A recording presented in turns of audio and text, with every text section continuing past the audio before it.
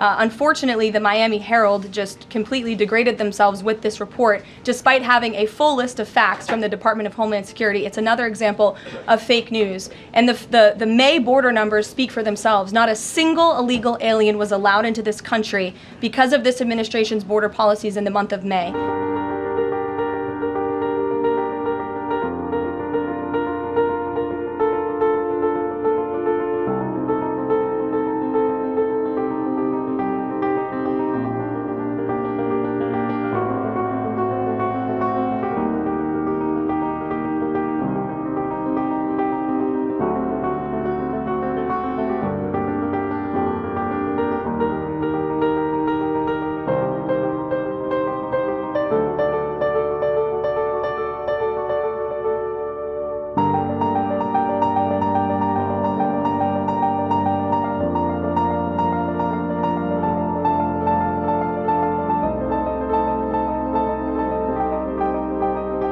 Thank you, Caroline. The Miami Herald recently published a story saying the Trump administration was targeting migrant foster children. The Trump administration has denounced this as false. Could you clarify the Trump administration's position on protecting migrant children, particularly the 300,000 lost under the Biden administration? Yes, I saw that Miami Herald article yesterday, and I was aghast at the headline. It's egregious to accuse this administration of trying to target foster children. That is not at all what is happening at the Department of Homeland Security.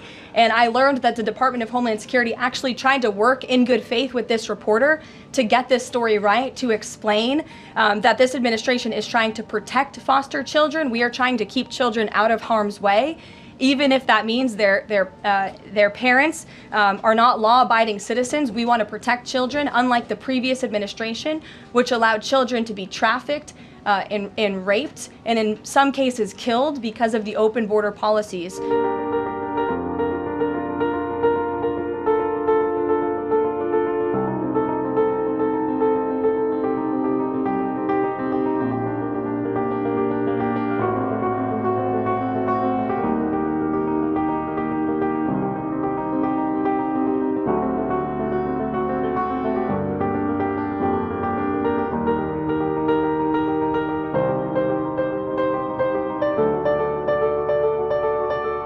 Unfortunately, the Miami Herald just completely degraded themselves with this report, despite having a full list of facts from the Department of Homeland Security. It's another example of fake news. And the May border numbers speak for themselves. Not a single illegal alien was allowed into this country because of this administration's border policies in the month of May. That means not a single child was allowed into this country, possibly with human smugglers or human traffickers. And we know that was happening at the rate of thousands and thousands of children every single month in the previous administration for 4 years. And you didn't see any reporting of that from the Miami Herald, but now they're trying to accuse this administration.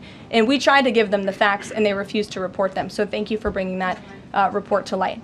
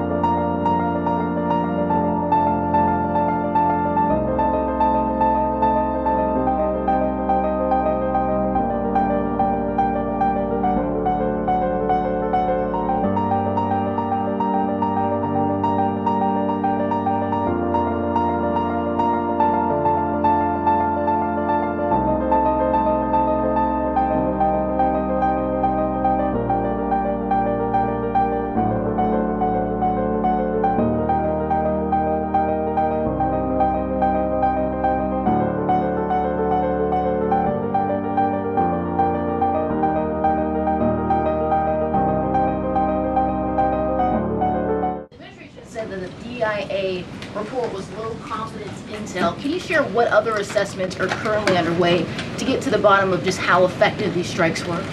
Yes, well, I can assure you what the CIA director said, that when we look at the entirety of the intelligence that we have to this date, it concludes that these strikes on the Iranian nuclear facilities were absolutely successful. It was a total obliteration, as the president said, and not only does our own intelligence say that, but also the Iranian foreign minister has said that.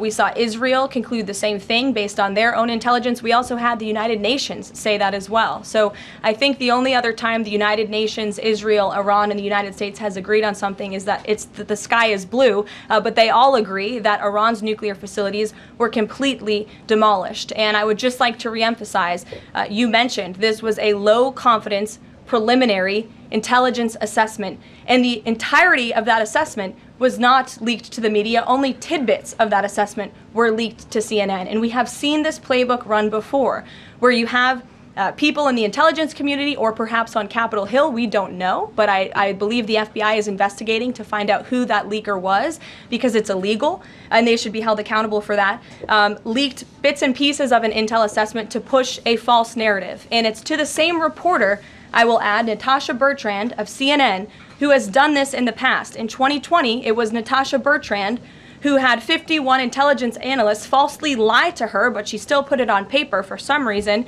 that the Hunter Biden laptop story was Russian disinformation. We all know that's not true, right? We can all agree on that now. That was a lie from the intelligence community. Also in 2020, this same reporter, Natasha Bertrand, wrote that a top intel agency ruled out the man-made lab leak theory of the coronavirus origins. Again, the president was right about that. This reporter wrote a lie from the intelligence community to seek a narrative she wanted to prove, and guess what? We now know that's the truth. Also, in 2024, Bertrand pushed the suckers and losers hoax. She also pushed the fine people hoax, which was taking the president's words purposely out of context. And then last October, and I believe this is notable, Natasha Bertrand published an article in Politico from the intelligence agency. She said that John Ratcliffe was speaking without any evidence when he said Iran was attempting to undermine President Trump's presidential campaign.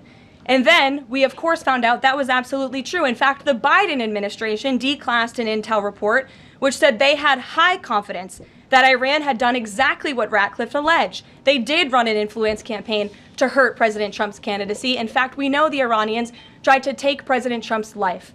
And so this is a reporter who has been unfortunately used by people who dislike Donald Trump in this government to push fake and false narratives. She should be ashamed of herself. And that's not what reporting is.